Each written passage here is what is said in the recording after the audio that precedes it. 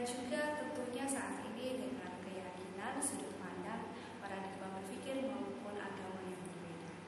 Seharusnya perbedaan yang ada justru memperkaya kita ketika kita bertemu dengan orang lain, sehingga antara yang satu dengan yang lainnya bisa saling memperlengkapi dan saling memperkaya diri masing-masing.